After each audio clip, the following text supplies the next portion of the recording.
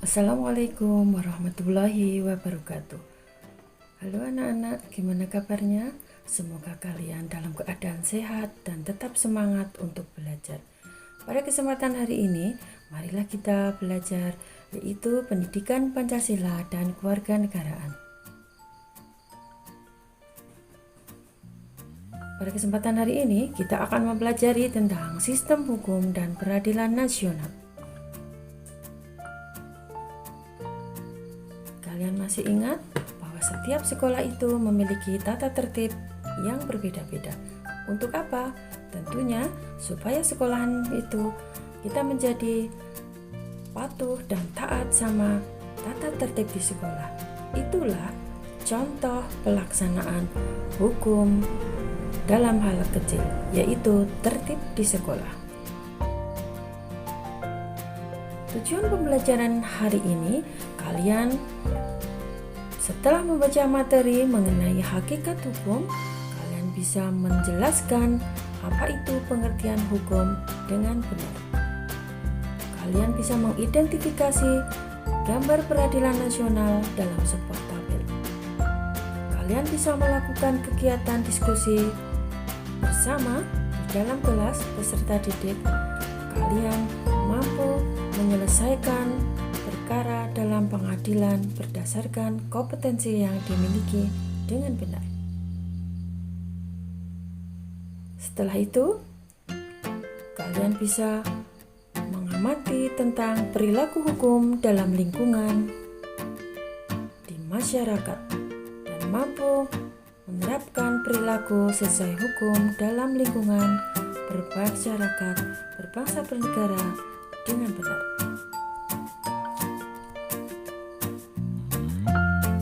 Apa itu sistem hukum nasional? Di sini kita akan membahas tentang 1. Hakikat hukum dan tata hukum nasional. Hakikat hukum. Hukum secara umum yaitu seperangkat aturan yang mengenai tingkah laku manusia dalam kehidupan bermasyarakat. Unsur-unsur di dalam hukum yaitu 1. Aturan tentang tingkah laku manusia. Bahwa dalam hal ini kita di masyarakat itu diatur oleh hukum supaya kita tertib, diatur tingkah laku kita supaya kita tetap patuh sama peraturan. Berikutnya berisi perintah dan larangan. Contoh perintah wajib membayar pajak, membayar pajak dengan tepat waktu, tidak ditunda-tunda. Dan larangan misalkan tidak boleh mencuri, tidak boleh berbuat jahat, tidak boleh menjelek-jelekan nama orang lain, dan sebagainya. Hukum dibuat oleh pihak lembaga yang berwenang. Sifatnya mengatur, memaksa, dan mengikat. Sanksinya tegas dan nyata supaya dari perilaku yang melanggar hukum bisa dihukum dan akan jera. Tujuan hukum dalam hal ini adalah 1. Menciptakan suasana damai dan tertib. Berikutnya, melindungi kepentingan masyarakat. Hukum yaitu memberikan kepastian hukum, mencegah perilaku yang sewenang-wenang. Jadi, dengan hukum kita akan menjadi tertib. Penggolongan hukum. Penggolongan hukum di sini ada berbagai macam berdasarkan sumbernya, berdasarkan tempat berlakunya, berdasarkan kekuatan berlakunya atau sifatnya, berdasarkan isinya, berdasarkan waktu berlakunya, berdasarkan wujudnya, berdasarkan bentuknya, berdasarkan cara mempertahankannya, dan berdasarkan luas berlakunya. Berdasarkan sumbernya. Di sini yang pertama adalah undang-undang. Yang kedua adalah traktat atau perjanjian. Yang ketiga jurisprudensi atau keputusan hakim. Berikutnya yaitu kebiasaan, doktrin atau ilmu pengetahuan.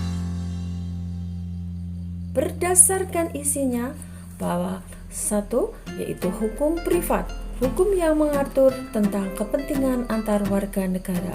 Contohnya yaitu hukum perdata, yaitu apabila ada kasus itu tergantung dari permasalahan pribadi yang mengadu ke pengadilan. Yaitu berikutnya hukum publik. Hukum publik, hukum yang mengatur kepentingan publik atau kepentingan umum.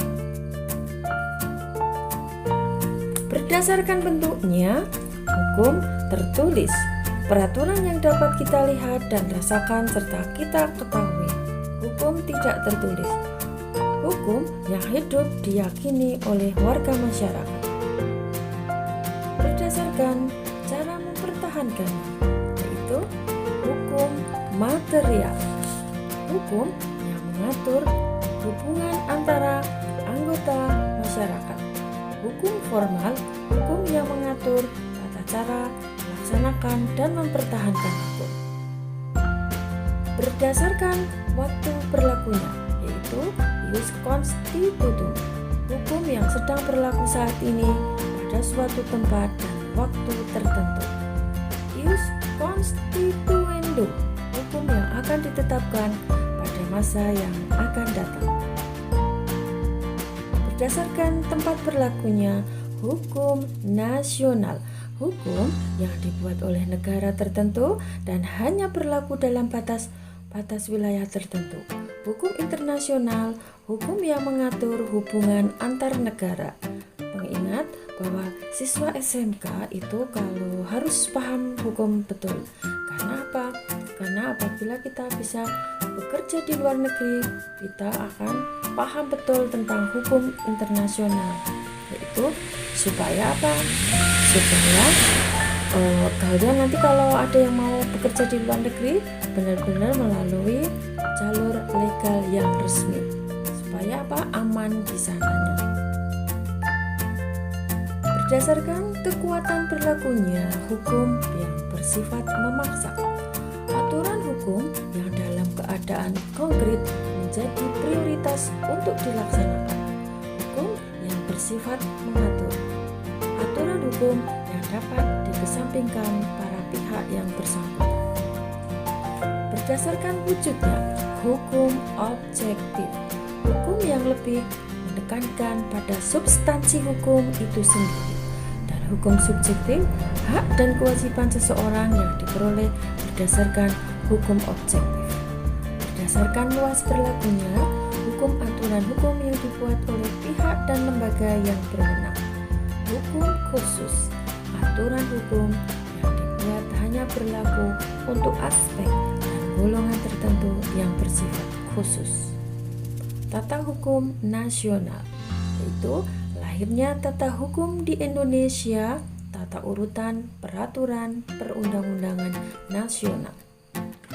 Lahirnya tata hukum Indonesia kita bisa lihat di pembukaan Undang-Undang Dasar Negara Republik Indonesia tahun 1945, dan kita bisa lihat di Naskah Proklamasi Kemerdekaan.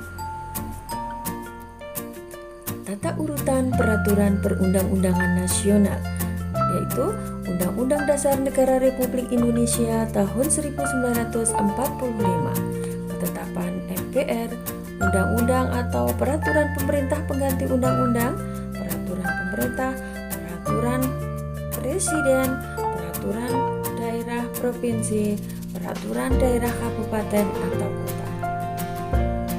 Sistem peradilan nasional yang akan kita pelajari yaitu hakikat sistem peradilan nasional, macam-macam lembaga peradilan, alat kelengkapan lembaga peradilan, tingkatan peradilan nasional. Hakikat sistem peradilan nasional itu peradilan nasional merupakan rangkaian dari keseluruhan proses perkara di pengadilan yang terdapat dalam suatu negara. Dasar hukum lembaga peradilan di Indonesia adalah Pancasila, Undang-Undang Dasar Negara Republik Indonesia tahun 1945, undang-undang yang berkaitan. Macam-macam lembaga peradilan Indonesia. Macam-macam lembaga peradilan Indonesia adalah klasifikasi lembaga peradilan nasional, yaitu tugas dan kewenangan lembaga peradilan di bawah MA, lingkungan peradilan tata usaha negara, dan lingkungan peradilan militer. Klasifikasi lembaga peradilan nasional, lembaga peradilan di bawah Mahkamah Agung, Mahkamah Konstitusi. Tugas dan kewenangan lembaga peradilan nasional di bawah Mahkamah Agung, lingkungan peradilan umum, pengadilan negeri, pengadilan tinggi, Mahkamah Agung, lingkungan peradilan agama, pengadilan tinggi agama, pengadilan agung, lingkungan peradilan militer, yaitu mereka mengatur bagi anggota militer. Lingkungan peradilan tata usaha negara, pengadilan tata usaha negara, pengadilan tinggi tata usaha negara, dan Mahkamah Agung. Tingkat peradilan nasional, itu pengadilan tingkat pertama, disebut juga pengadilan negeri, dibentuk atau keputusan presiden. Jadi dibentuk atas keputusan presiden, ini bertempat di kabupaten. Pengadilan tingkat kedua yaitu disebut juga dengan pengadilan tinggi. Pengadilan ini tingkat banding, bertempat di provinsi, asasi oleh Mahkamah Agung. Puncak peradilan memutuskan permohonan kasus. Alat kelengkapan lembaga peradilan yaitu Mahkamah Agung, Peradilan Umum, Peradilan Agama, Mahkamah Konstitusi, Peradilan Tata Usaha Negara, dan Peradilan Militer. Menunjukkan perilaku sesuai hukum nasional. Jadi, perilaku yang menunjukkan sesuai dengan hukum nasional adalah 1. Makna keputusan dan kesadaran hukum. Berikutnya, perilaku yang mencerminkan sikap taat terhadap hukum. Bentuk-bentuk perilaku yang bertentangan dengan hukum nasional, akibat yang ditimbulkan dari perilaku melanggar hukum. Arti penting hukum dalam kehidupan bermasyarakat, berbangsa, dan bernegara. Makna kepatuhan dan kesadaran hukum. Inilah pentingnya kalian taat sadar hukum. Kepatuhan terhadap hukum mengandung makna adanya perilaku mentaati peraturan yang berlaku. Jika tujuan hukum ingin dicapai seutuhnya, setiap warga masyarakat hendaknya memiliki perilaku sadar hukum. Perilaku sadar hukum timbul atas kesadaran pribadi tanpa adanya paksaan ataupun menanti peraturan hukum itu sendiri. Perilaku yang mencerminkan sikap taat terhadap hukum yaitu dimulai dari lingkungan keluarga, sekolah, masyarakat, berbangsa, dan bernegara. Pada itu, berikutnya yaitu bentuk-bentuk perilaku yang bertentangan dengan hukum nasional, berlaku kurang sopan terhadap orang tua, terlambat datang ke sekolah, sewenang-wenang terhadap tetangga dan teman, melakukan tindak pidana korupsi, dan melakukan makar. Akibat yang ditimbulkan dari perilaku melanggar hukum, menurut agama, dosa yang nantinya akan diberi sanksi atau hukuman di akhirat. Kesopanan, bila melanggar norma kesopanan akan dicemooh, dikucilkan. Apabila melanggar norma kesusilaan, rasa penyesalan, rasa bersalah. Apabila melanggar norma hukum akan denda dan penjara. Arti penting hukum dalam kehidupan bermasyarakat, berbangsa, bernegara. Tahukah Anda apa arti pentingnya hukum? Adanya hukum untuk mengatur hubungan dan kepentingan antar manusia agar tidak saling berbenturan. Pihak yang kuat tidak berlaku sewenang-wenang kepada yang lemah. Hukum hadir untuk menciptakan sebuah keadilan antara hak dan kewajiban, melindungi masyarakat yang lemah, serta memberikan kepastian terhadapnya. Demikian anak-anak pembelajaran hari ini. Apabila ada kurang, maaf. Semoga kalian paham dan jelas, dan kita akan bertemu dengan pelajaran berikutnya. Nanti ketugasan-ketugasan akan saya sampaikan pada pas pembelajaran. Terima kasih atas perhatiannya. Salam sehat dan salam beraktivitas.